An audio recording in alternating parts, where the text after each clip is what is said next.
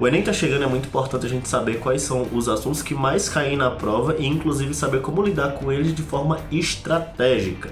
Eu vou falar aqui sobre um assunto que eu acho que você já ouviu falar sobre ele, que realmente é um assunto que mais cai de maneira direta ou às vezes de maneira mais sutil, que é conhecida como regra de três ou, mais especificamente, razões e proporções de coisas. Bom, eu sou Fernando Oliveira, esse daqui é o Defesa Física e hoje eu tô fazendo esse teste de um vídeo um pouco diferente, que é eu pegando um assunto muito específico assim de alguma área, seja física ou matemática, aproveitando que tá chegando o Enem, pegando um assunto de matemática que é muito cobrado e fazendo uma explicação um pouco mais rápida sobre esse assunto. Claro que isso não deixando de lado os vídeos que eu faço uma explicação muito maior e muito mais detalhada, que faz um vídeo chegar a 20, 30 minutos. Só que eu vou tentar fazer um vídeo um pouco mais rápido, dando uma estratégia e noção de como é que funciona um determinado assunto, e eu espero que ele fique mais resumido e consequentemente melhor para quem já viu determinado assunto e só precisa de um estalar de dedos assim para dar uma melhorada. Mas caso você também ache que um vídeo menor seja bom para você aprender determinado conteúdo, recomendo você ficar e dar uma assistida para ver se ele já vai dar uma ajuda para você. Aproveitar que é um vídeo um pouco mais rápido e lançar um pouco mais próximo do Enem, porque não é aquele de estudo gigante que você faria há um bom tempo atrás, quando a prova estava um pouco mais distante. Então, a princípio, a gente precisa entender qual é a noção que se tem quando se trabalha com regra de três ou razões e proporções. É que quando você está trabalhando com regra de três, você está fazendo mais especificamente comparações entre situações para dizer qual vai ser o resultado. Resumidamente, se você tiver uma quantidade de pedreiros para construir uma casa, eles vão demorar uma quantidade de dias. Se você aumentar a quantidade de pedreiros, você consegue fazer essa mesma casa numa quantidade de dias menores. Ou se você está com uma quantidade de pedreiros para fazer uma quantidade de construções, se você aumenta a quantidade de pedreiros, você consegue aumentar a quantidade de construções naquele mesmo período de tempo. Quando você trabalha com regra de 3, eu acredito que esses exemplos já vinham na cabeça. Só que você sabe especificamente o que você está fazendo quando você está trabalhando com isso? Então vamos aqui para a telinha do computador que tem as coisas mais escritas do que só eu falando. Imagina um dia eu faço uma propaganda de uma AD de café, eu ficaria muito feliz assim, fazer uma AD qualquer dia também, eita coisa boa. Vamos entender como é que funciona a regra de 3 pra gente passar pra área que é um pouco mais, que ajuda um pouco mais quando você está trabalhando com a prova, que é a questão de comparar funções. Mas quando a gente está trabalhando com regra de 3, é importante saber o básico que ela trabalha. Aqui eu dei dois exemplos, que é uma de diretamente proporcional e outra inversamente proporcional. Que é o seguinte, eu coloquei aqui uma quantidade de dias para construção de casas. Eu botei D de dias e C de casas. E é só uma noção bem básica mesmo, que você sabe que se você aumenta a quantidade de dias, você consegue aumentar a quantidade de casas. E como é que você chegaria no resultado para você saber quantas casas quantos dias seriam necessários para construir 5 casas? A partir do momento que você precisa de 2 dias para construir uma casa, você fazia o famoso meio pelos extremos, fazer uma multiplicação aqui em cruz, e você chegaria aqui 5 vezes 2 dá 10, e 1 vezes x dá x, então aqui daria, x seria 10 dias, uma resumida básica. Da mesma forma que eu tenho aqui uma regra de 3 aqui, de dias e pedreiros, ou seja, quanto mais pedreiros, menos dias seriam necessários para você construir determinada coisa. Então se eu tenho 10 pedreiros e eu demoro 5 dias para fazer uma coisa, como ele é inversamente proporcional, eu poderia inverter a fração para fazer a multiplicação em cruz também, ou eu posso multiplicar o de cima pelo de cima, de baixo pelo de baixo, que é a mesma coisa, que eu vou inverter. Então segue esse mesmo pressuposto. Então ficaria 5 vezes 10, 50, 2 vezes x, 2x. Então se eu quero fazer a construção em 2 dias, eu precisaria de 25 pedreiros para fazer essa construção. Então, eu tenho esse daqui que é o resumo básico de como é que funciona a regra de 3. Mas o que está acontecendo aqui? Eu tenho uma coisa chamada proporcional, que é um símbolozinho que não precisa decorar, mas que ele é usado quando você não tem uma equação que descreva algo especificamente. Então você tem que algo é proporcional a outra coisa, mas sem aquela equação todo dia. Para você ter uma equação ali, você bota um valor constante naquela multiplicação, e a partir disso você tem uma função de como é que funciona. Em resumo, estou dizendo que se eu tenho aqui a questão da quantidade de dias para construir casas, eu teria aqui a quantidade de dias é proporcional à quantidade de casas que eu vou construir. Se eu quiser fazer uma equação que me diz quantos dias seriam demorados para a quantidade de casas, é só botar um valor constante que eu não preciso saber qual é, para multiplicar com essas casas, e assim, com o número de casas, e assim eu chegaria no número de dias possíveis. Por que eu estou falando isso? Porque quando você trabalha com regra de 3, o que você está fazendo? Eu tenho aqui uma equação que ela está me dizendo que para eu chegar numa quantidade de dias, eu preciso multiplicar K, que é uma constante, pela quantidade de casas que eu quero fazer. E eu teria, vamos lá, eu teria a quantidade de dias baseado na quantidade de casas, nessa constante. E a quantidade de casas que eu quero fazer, o D1 e o C1, eu denominei como se fosse esse aqui de cima. E eu também poderia ter uma situação diferente. Eu quero outra quantidade de dias, aí eu tenho a mesma constante porque ela não muda. E aí eu construiria uma diferente quantidade de casas. E para eu fazer a comparação, quando você está fazendo essa comparação, basicamente eu estou pegando, na verdade, essas duas equações e dividindo uma pela outra. Então eu estou pegando aqui esses K que são constantes, eu estou cortando ele e chegando nisso daqui, que é que D1 vai ser igual a C1 e D2 aqui C1 sobre C2, que na verdade eu só estou fracionando.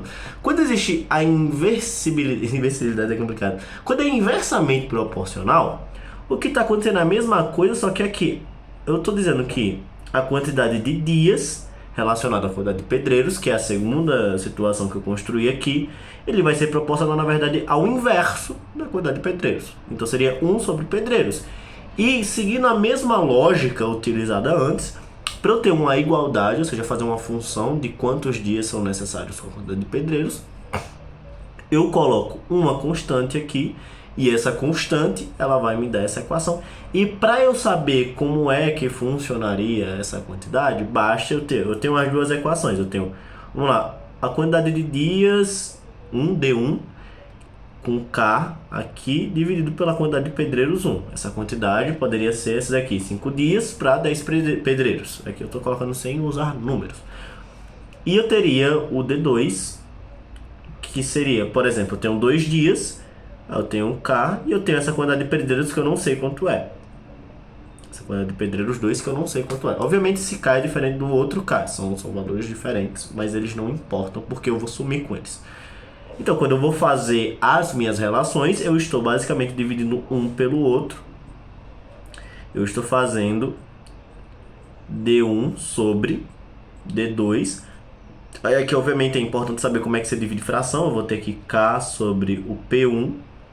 Aí aqui eu vou multiplicar pelo inverso da segunda, que seria aqui em cima. P2 sobre K. Eu corto esses dois e aqui ficaria P2 sobre P1 e você vê que ele realmente é inverso. Proporcionalmente, se você for fazer a cruz, seria a mesma coisa de eu pegar esse valor aqui, trocar e fazer a cruz. Abstrato falando agora, mas vamos para uma coisa mais concreta. Mais concreto que falo é comparar funções mesmo. Ou seja, você tem equações que vão aparecer questões assim no além de comparação e você lidar com elas de uma forma que é basicamente uma regra de 3, só que de uma maneira mais simples. Por quê? Aqui eu tenho primeiro a equação do volume de uma esfera, que para quem não sabe é 4/3 de π r cubo. Você precisa saber essa equação? Não. Você só precisa saber que o volume de uma esfera depende do cubo do raio dessa esfera. Por que eu falo isso? Porque todo esse valor aqui, se você estiver fazendo uma comparação entre dois valores, esses valores aqui eu posso ter como um C, como uma constante, ou um K, ou tanto faz. Porque, por exemplo, tinha uma questão que falava sobre você relacionar o tamanho de brigadeiros que estavam sendo feitos. A mulher está fazendo brigadeiros lá e ela precisava mudar o tamanho para mudar a quantidade de pacotes e você precisava, de certa forma, fazer uma comparação para saber qual seria o raio dos outros brigadeiros para saber qual volume você fazia. Ou você poderia ter o volume e saber quantos raios você fazia. Então, se você tem a equação de que você precisa, na verdade, multiplicar uma constante que ela não muda, independente do volume que você está fazendo, 4/3 de π, 4/3 de π é um valor exato, ela não muda. Você pode dizer que é só um C, porque quando você for comparar, ou seja, quando você for fracionar, dividir um pelo outro, pegar uma equação, tá, eu tenho esse volume aqui 1, e eu vou pegar esse volume 2, é só você fazer a fração aqui, ó, o volume da esfera 1 e o volume da esfera 2, e você teria aqui o valor do C, que seria essa constante que não muda, cortando com o de cima e com o de baixo, e você, na verdade, só vai estar comparando o cubo das funções, ou seja, o cubo dos raios nas funções, e aí você chegaria no seu resultado. Isso é importante porque às vezes você, porventura, tá passando um helicóptero, porventura você vai fazer a questão e você vê os raios ali e você coloca direto o valor do raio para o valor do diâmetro, etc, para fazer essa comparação. Isso não pode, porque como muda com o cubo, você vai ter resultados diferentes, e óbvio que uma prova como o Enem de múltipla escolha, ela vai induzir você a um determinado erro que vai ter a resposta lá nas alternativas. Então isso daqui seria a mesma coisa de eu fazer, deixa eu até botar de outra cor, fazer uma regra de 3, em que eu relaciono o volume da esfera, o volume da esfera 1 pelo volume da esfera 2, e o raio da esfera. Só que esse raio tá o cubo, então é importante colocar eles aqui. Seria uma regra de 3 aqui básica, em que você faria só o meio pelos extremos e chegaria nessa comparação V02 multiplicado por R1 cubo seria o V01 multiplicado por R2 cubo. E daqui seria uma situação de que, se você só tem uma incógnita, basta você substituir o valor dos outros negócios e chegar no resultado dessa incógnita. E todas as outras equações em que você lida com comparações, em que você já tem um valor básico de outros pontos e você tem essa dependência, você pode fazer. Falo isso também porque às vezes você tem um valor você tem um valor do raio e você vai querer descobrir qual o volume dele. Você vai estar trabalhando com π, não tem aproximação de π, e π é um número muito difícil de você trabalhar, você não vai chegar no valor exato, você vai demorar para fazer a prova, não é muito rentável. Então você comparar e cortar os valores que são muito parecidos, que são iguais, vai ajudar você a pegar muito tempo numa questão como essa. Outro exemplo aqui seria o volume do cilindro, que nesse caso aqui ele muda com o raio ao quadrado e ele muda com a altura do cilindro. Claro que se na questão ele fala que a altura é constante, esse Hzinho aqui ele entraria no valor de C, porque é só uma constante. Ou se ele diz que o raio é constante, segue o mesmo pressuposto, você vai cortando o que é constante. Então, a partir daqui, para métodos de comparação, seguindo essa noção de regra de 3, você pegaria o volume de um cilindro 1 e o volume do cilindro 2 e você chegaria basicamente nessa regrinha de 3 aqui, ó. Volume pelo raio e a altura. Você chegaria nessa regra de 3 aqui. Vamos lá, eu tenho um VC1, VC2, estaria relacionado ao raio ao quadrado vezes a altura, porque a constante aqui eu vou raio 1 ao quadrado vezes a altura 1 e raio 2 ao quadrado vezes a altura 2. Você vê que aqui você já muda um pouquinho, o raio está relacionado ao quadrado e você ainda tem a altura nessa dependência, então é importante você ver isso. Da mesma forma que você pode relacionar áreas, a área de um círculo, que é πr quadrado. Aqui nem tem muita diferença, aqui eu só botei o C só para relacionar com os outros, mas esse C na verdade é só o πzinho aqui que está nessa equação, que ele vai dar o meu resultado do volume da área, mas se você está comparando, você não precisa dele necessariamente. E não só com equações de matemática dá para fazer isso, equações de física também. Por exemplo, você tem uma velocidade média que depende da distância pelo tempo, com base nisso você pode comparar quaisquer coisas, eu não estou nem falando direito. Mas se você tem uma velocidade que ela é constante, você consegue ver a dependência entre o tempo necessário para você ir de um ponto ao outro, e você faz a comparação tranquilamente. Porque nesse caso aqui, eu posso fazer essa equação sendo ΔS igual a velocidade vezes o ΔT. E se eu digo que essa velocidade, por exemplo, ela não vai mudar nas comparações, eu só quero descobrir qual o tempo necessário para percorrer uma determinada distância, então aqui eu poderia ter um ΔS1 dividido por um ΔS2, e aqui seria igual, aí eu boto a equação de cima, o V, que é constante, o tempo necessário 1, dividido por V e o tempo necessário 2. E eu corto. Obviamente você vai ter equações diferentes, com proporcionalidades diferentes. E eu recomendo só fazer isso em física se você tiver uma equação meio que não depende de quadrado, não depende de cubo, só depende de uma maneira linear para você fazer uma comparação. Como é exemplo da equação do calor. que é o Q igual a MCT, ou Q macete, depende de como você quer chamar.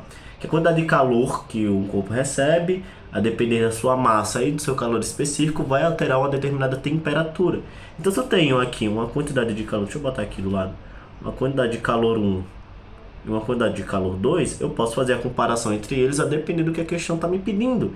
Então seria só dividir o Q1 sobre Q2, vai ser igual a massa 1 vezes o C1 vezes a diferença de temperatura do corpo 1, dividido por M2, C2 e a diferença de temperatura do 2. E você vê nessa equação aqui que se ele falar, são corpos com são mesmo corpos, então eles têm na teoria o mesmo calor específico. Você corta, são mesmos corpos com massas diferentes, aí você corta os calores específicos.